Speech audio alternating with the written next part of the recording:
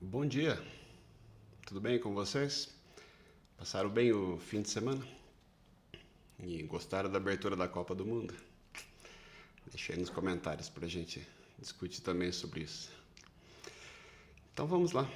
Hoje é o número 6 do nosso podcast Resposta para Tudo. E hoje eu vou falar sobre a questão que venceu a enquete, que foi a seguinte: com quantos quilos nós temos que ficar? Essa é uma pergunta extremamente frequente no consultório. E por qual motivo que as pessoas perguntam isso? Quando nós queremos fazer um tratamento, nós temos que ter um objetivo? Talvez. A gente tem algumas possibilidades. Vamos dizer que eu me baseie pelo índice de massa corpórea, o chamado IMC. Como é que se calcula o IMC em primeiro lugar? O IMC, você divide o seu peso pela altura ao quadrado. E esse valor, ele categoriza o grau do peso do paciente. Então, se nós tivermos um IMC entre 18 e 25, temos um peso considerado normal, tá? Uma média ideal 22,5 a 25. Um sobrepeso, que esse índice fique entre 25 e 30. A obesidade grau 1 de 30 a 35. Grau 2 de 35 a 40. E a obesidade grau 3 é categorizada a partir do IMC 40 kg por metro ao quadrado. Como nós recebemos pacientes em todas as faixas de peso, eu considero um pouco difícil usar o IMC como uma meta, por dois motivos. Um deles é que o IMC não considera corretamente a massa muscular. É muito comum, nós temos pacientes bastante musculosos, que treinam bastante, têm um IMC excessivo, e se nós nos basearmos nesse parâmetro, com certeza nós vamos errar, porque muitas vezes o percentual de gordura do paciente é super baixo, mas o IMC dele já está categorizado como obesidade grau 1, por exemplo. Da mesma forma, há um outro motivo. O paciente que ele chega para a gente, ele chega com vários graus de obesidade, e se nós colocarmos um ponto fixo, nós vamos acabar colocando para o paciente ou uma meta muito fácil ou uma meta muito difícil. Vamos supor que uma pessoa tem um IMC de 31. Para ela chegar no IMC de 25, que seria a faixa normal, ela teria uma determinada dificuldade, um determinado tempo de tratamento até chegar ali. Da mesma forma, se eu recebo um paciente com 42 de IMC, se nós colocarmos a meta de 25, fica uma meta impraticável. Esse paciente ele vai certamente se frustrar com o resultado, porque o corpo, muito antes disso, vai conseguir retrair o metabolismo, e é muito difícil manter uma dieta rigorosa por tanto tempo assim. Esse dado vale uma ressalva. Nós recebemos muitos pacientes dos colegas de outras especialidades que eles falam para o paciente: veja, perca 25, 30 quilos e volte aqui, seja na cirurgia plástica, na ortopedia. Então, assim, como se isso fosse a coisa mais fácil do mundo. Então, para os colegas médicos que estão assistindo, nunca coloque uma meta nesse sentido: perca tantos quilos e volte aqui, tá? Recomende sempre, tente controlar melhor o peso, porque cada quilo perdido será útil, como nós vamos ver mais para frente. Então, eu posso me basear no IMC? Até posso, mas não é o melhor dos métodos de forma alguma. Tem uma categorização nova de nomenclatura da obesidade que foi publicada recentemente, que ela fala uma abordagem bastante interessante. Ela primeiro categoriza o grau da pessoa, em que ela está obesidade grau 1, grau 2, tá? E dependendo da perda de peso que ela conseguiu, você coloca como reduzida ou controlada. Por exemplo, uma pessoa com 34 quilos por metro ao quadrado, dentro da obesidade grau 1. Se ela perder mais de 5% do peso, ela vai ser considerada uma pessoa com obesidade grau 1 reduzida.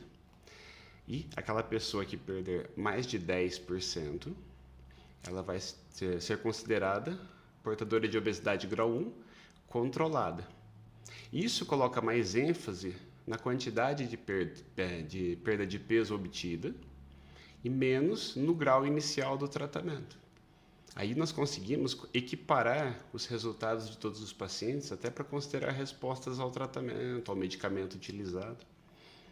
Então, a única diferença é que quando o paciente tem uma obesidade grau 3, aí ele é considerado obesidade grau 3 reduzida, quando a perda é de 10%, e controlada, quando ela é com uma perda maior de 15%. Então, isso mostra também um outro dado bem interessante, que seria aquele paciente, ele começa a entender mais a obesidade como doença crônica. Muitas vezes a gente é levado a entender que a obesidade foi um erro momentâneo, que vai ser corrigido e nunca mais vai se pensar nisso. Então, quando uma pessoa sabe que ela tem uma obesidade grau 2 controlada, significa que ela continua tendo a obesidade grau 2, mas que ela conseguiu efetivamente fazer uma redução substancial do peso. Então, essa forma de abordar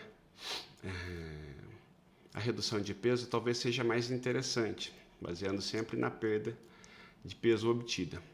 Nós sabemos que qualquer quilo perdido tem benefício. A gente sabe que a partir de 3% do peso perdido já há menor risco de complicação de doença infecciosa, por exemplo, incluindo a Covid-19. Aquela pessoa que perde mais de 5% do peso, ela consegue redução de até 30% da pressão arterial.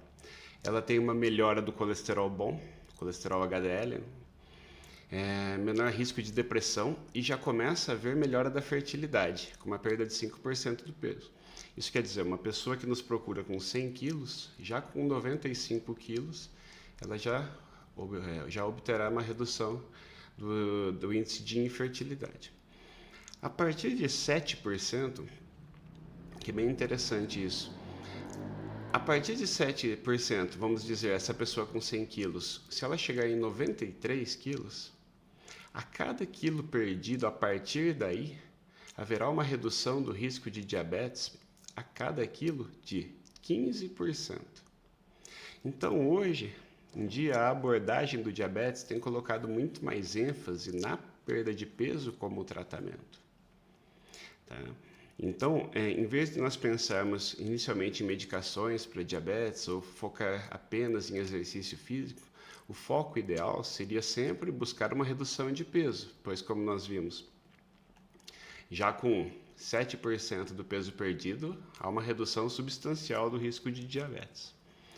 A partir de 10%, ocorre a queda no risco de desenvolver síndrome metabólica. O que é a síndrome metabólica? É aquela obesidade considerada maligna, quando há deposição de gordura em órgãos-alvo, como fígado, coração, músculo. E esse paciente ele desenvolve mais complicações da obesidade. É aquela pessoa que acumula mais gordura visceral, aquela que tem o braço menor, o quadril menor e acumulada toda a gordura no abdômen. Então, assim, com 10% de peso perdido, ocorre uma redução de 22% no risco de síndrome metabólica. Tá? Então, você vê que em vários graus, cada quilo perdido tem um benefício muito interessante. Agora, assim, muito tem se falado também na busca da remissão do diabetes tipo 2. Isso é algo que deveria ser perseguido, sim, mas só se obtém com cerca de 15% da redução do peso.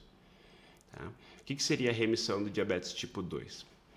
Uma vez que ela deriva dessa deposição de gordura ectópica, né, que é aquela gordura ocupada infiltrada em órgãos-alvo mais nobres, quando nós conseguimos a perda de peso, os primeiros quilos perdidos são justamente dessa gordura visceral mais maligna.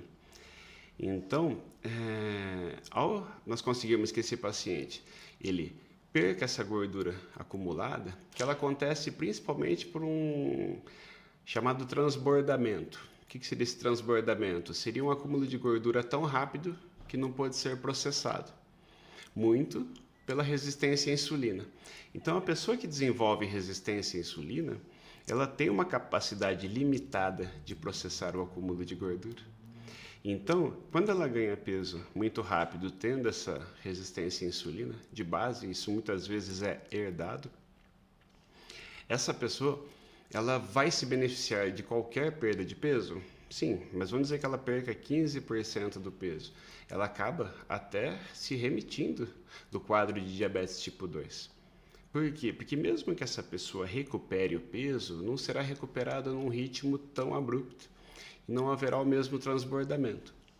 Então é muito interessante observar que mesmo naquelas pessoas que perdem esse peso, mas recuperam o peso, elas retornam com um perfil metabólico mais favorável. O que nos parece é que esse paciente ele conseguiu redistribuir um pouco essa gordura para um local mais adequado e mais seguro. Tá? Então, como nós vimos aqui, há vários graus de perda de peso e cada um deles tem seu valor. Tá? Existe um outro parâmetro que vem sendo sugerido, quem sugeriu isso foi o Instituto Nice, do Reino Unido, onde se deveria ter como objetivo a redução da cintura abdominal para menos da metade da altura do paciente. Então, supondo uma pessoa com 1,80 m, ela teria que ter menos de 90 centímetros de cintura. Tá? Façam um exercício com vocês. Dividam a sua altura por 2 e meçam a sua cintura. Por que isso? Porque isso considera a complexão física de cada paciente e coloca mais ênfase nesse acúmulo de gordura visceral, que é a gordura associada a maiores complicações. Tá? Então, quando eu entendo um perfil um pouco mais adequado ao risco de doença, começa a fazer mais sentido essa resposta de que com quantos quilos nós devemos ficar. Mas outro ponto bem interessante é se perguntar assim, com todos esses métodos, por que exatamente nós queremos saber com quantos quilos nós queremos ficar? A pessoa que se pergunta isso, ela não entendeu que o controle do peso é para sempre. Ela realmente acredita que ela vai fazer o tratamento por um tempo e vai voltar a comer livremente em seguida. Então, considerando que esse controle do peso é um controle para toda a vida, eu considero que cada quilo perdido é uma vitória e quanto mais quilos forem perdidos, melhor. Tá? Então, eu acho essa uma resposta mais adequada. Tá? Porque quando eu coloco uma meta, é naquele momento que a gente vai relaxar com a dieta. Então, quando nós não colocamos uma meta, muitas vezes eu vejo, eu quero chegar em 80 quilos e a pessoa está super bem, já perdeu os 80, eu vou falar para ela parar de perder, sendo que ela tem benefício adicional com cada quilo perdido. Então, se ela conseguir ficar com menos que isso, tá ótimo. Daí você pode dizer assim, tá, mas vai emagrecer para sempre? Isso é praticamente impossível por causa daquele fenômeno da termogênese adaptativa, onde o corpo reduz o metabolismo de tal maneira que ele praticamente impede a redução adicional de peso. Então, nós obtemos daí uma curva parabólica, uma curva que tende à estabilidade, chamado platô. Então, se nós simplesmente dermos o nosso máximo toda vez que nós formos fazer dieta e pensando sempre no dia de hoje, eu vou conseguir perder peso continuamente de uma forma que eu vou ter todos esses benefícios.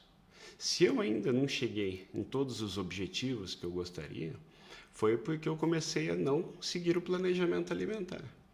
Então, em vez de a gente pensar que vai ter que viver todo o resto da vida de dieta, o que é verdade, mas nós temos que pensar em vencer a dieta de hoje. Tá?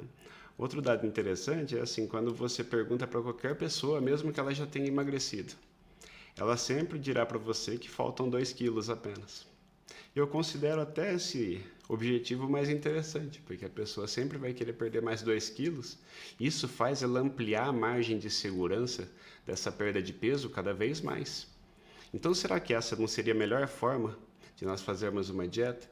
Quando eu entendo que essa luta é diária, quando eu consigo incorporar essa ideia da luta diária, eu consigo chegar numa perda de peso inimaginável. Tá? E como nós vimos, se desde 3% de redução de peso nós já temos benefícios, imagine com 5, com 7, 10, 15. E aí nós pensamos assim, tá, mas em termos estéticos. Estético é uma coisa muito pessoal. Tá? Eu entendo que muitas vezes, quanto mais peso é perdido, a pessoa se sente esteticamente mais bonita. Nem sempre é verdade. Quando ela faz uma dieta muito radical, ela fica com um aspecto de doente até. Então, muitas vezes, essa pessoa ela tem que, se o objetivo estético é o mais importante, ela tem que garantir a dieta do dia a dia até ela se sentir bem. Porque nesse momento de manutenção, ela vai poder ficar alguns dias fora da dieta. Tá? Seria o chamado dia do lixo. O dia do lixo ele serviria só nessa fase de manutenção e o mínimo possível. Mas a estética, como eu disse, é muito pessoal. Tem muita gente que gosta de ficar mais cheinho, tem gente que gosta de ficar até abaixo da média. Então, mas o que eu quero enfatizar aqui é que ter uma meta na redução de peso invariavelmente vai fazer a pessoa ela ou se esforçar menos do que ela poderia se esforçar, ou vai fazer ela se esforçar tanto que ela vai se frustrar. Então eu considero que nem é muito interessante ter metas de peso. Eu tenho que pensar em vencer a dieta hoje, seja qual protocolo eu preciso obter. Pensando pelo outro lado, aquela pessoa que quer ganhar peso, quer ganhar massa muscular, como fisiculturista, essa pessoa, será que ela quer chegar apenas com 5 quilos a mais de músculo, 6 quilos? Se ela estiver engajada no treino e ela conseguir o 7º quilo, o 8º, tudo isso vai acrescentar à saúde corporal. Então, por que a gente delimitar até onde que nós vamos? A verdade é que se o IMC é um objetivo falho e as graduações de peso, a cada porcentagem perdida nós temos o benefício, eu considero que a única meta que poderia ser levada mais em conta seria essa da cintura, abaixo da metade da altura. Se você leva isso em conta, muitas vezes o paciente se encontra na faixa de sobrepeso. E nessa faixa de sobrepeso já se comprovou que não há aumento de mortalidade. O aumento de mortalidade ele se observa a partir do IMC de 30, que é chamada obesidade grau 1. Mas no fundo, todos nós temos aquele objetivo estético em mente. Por isso, se é muito pessoal o objetivo estético, nós que devemos nos dizer assim, se eu não estou no peso que eu quero ainda, eu preciso vencer a dieta hoje. Não pensar se amanhã eu vou ter uma festa ou uma viagem, se no fim de semana eu vou viajar. Sempre pensar o mais próximo possível do dia de hoje, tá? Porque é esse dia que você vai ter que vencer. E se você cumpre a dieta, você está caminhando para o seu objetivo. Tá? Como diz um ditado, um filósofo chinês chamado Lao Tse, o começo de uma longa jornada se inicia pelo primeiro passo. Tá? Então, eu queria deixar essa frase para vocês, para pensar em ter menos metas e pensar mais em comprometimento com a dieta no dia de hoje. É assim que nós vamos conseguir a semana, vencer o mês, vencer o ano, ao invés de colocar sempre como uma forma estanque, né? Eu tenho que chegar até o peso tal, daí pronto, acabou o tratamento. Isso é muito válido, especialmente para aquelas pessoas que já colocam desde o começo, preciso perder 10 quilos. Isso de forma nenhuma é interessante, tá? Então, eu espero que vocês tenham entendido, tá? Obrigado pela presença de todos vocês. Puxa, o Thiago ali, o Lauro, obrigado pela presença. Então, nós vamos continuar na quarta-feira, tá? Com o episódio número 7, tá? E eu pedi para vocês participarem no Instagram, tá? As enquetes estão cada vez mais acirradas, a disputa. Essa foi uma das mais difíceis. Onde a outra questão era como controlar o efeito sanfona. Esse tema vai ser falado mais para frente, tá? Mas realmente as pessoas escolheram mais saber com quantos quilos chegar. Tá bom, gente? Então eu quero agradecer a presença de vocês aqui. tá? É um prazer estar fazendo isso para vocês. Espero vocês no próximo episódio, tá bom? Um abraço.